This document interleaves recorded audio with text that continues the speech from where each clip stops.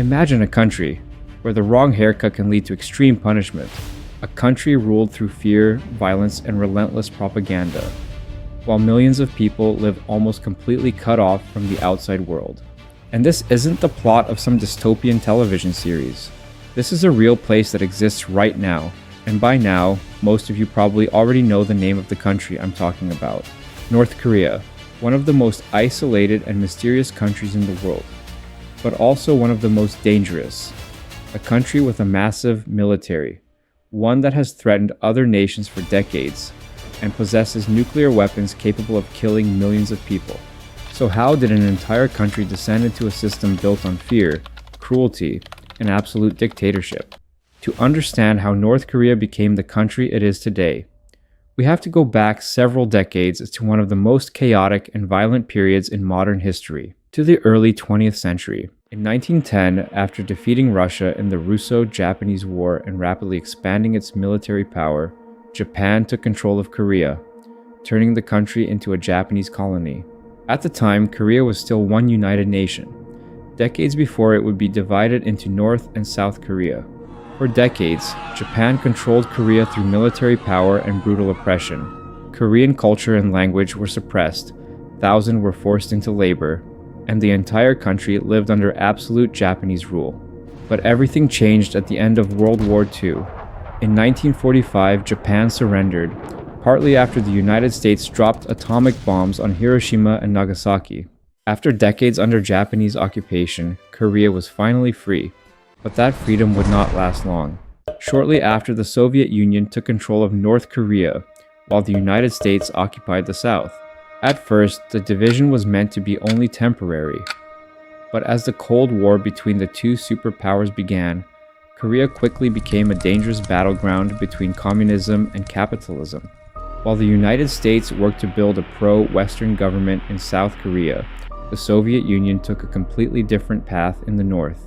The Soviets supported the creation of a new communist regime, one that would remain loyal to the Soviet Union and resist American influence in the region.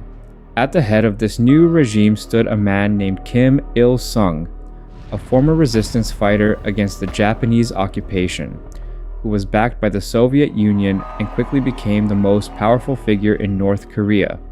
Over the years that followed, Kim Il-sung transformed North Korea into a regime built on absolute control, military power, and a cult of personality centered around himself and his family. Gradually, the government tightened its control over everyday life, deciding what people could watch, what they could hear, and even what they were allowed to think. Both sides believed they should rule all of Korea. As tensions continued to rise, the border between North and South became one of the most volatile places on Earth. Then, in 1950, everything changed. In 1950, North Korea invaded the South with one goal: to reunify all of Korea under communist rule. Within a matter of weeks, the conflict had grown into a massive international war. Fearing the spread of communism, the United States and United Nations forces sent troops to defend South Korea. On the other side, China sent hundreds of thousands of soldiers to support North Korea, while the Soviet Union provided weapons, equipment, and military assistance. For 3 years, the Korean peninsula became a brutal and devastated battlefield. The cost was devastating. Millions lost their lives. Entire cities were left in ruins, and the divide between the North and South had become deeper than ever before. In 1953, the war ended with a ceasefire, but a true peace treaty was never signed. Korea remained divided into two rival nations, and the border between them became one of the most heavily guarded and tense places on Earth. For North Korea, the war changed everything. It fueled a deep fear of the West, strengthened the regime's power, and transformed the military, fear, and absolute control into the core of the North Korean state. After the war, Kim Il-sung tightened his grip on North Korea. Over time, the regime built an extreme cult of personality around him and his family, while cutting the country off from the outside world. Information was tightly controlled. Dissent became dangerous, and loyalty to the leader was expected from every citizen. But despite the regime's absolute control, North Korea faced one of the worst crises in its history during the 1990s. When the Soviet Union collapsed, North Korea suddenly lost one of its most important allies, and the economic lifeline it had depended on for years. Within a few years, the economy began to collapse. Severe food shortages spread across the country, and North Korea was plunged into a devastating famine that affected millions of people. According to various estimates, hundreds of thousands of people, and possibly even more, died of starvation during those years. But even this crisis was not enough to bring down the regime. After Kim Il-sung died in 1994, his son, Kim Jong-il, took power and continued to strengthen both the military and the regime's grip on the country.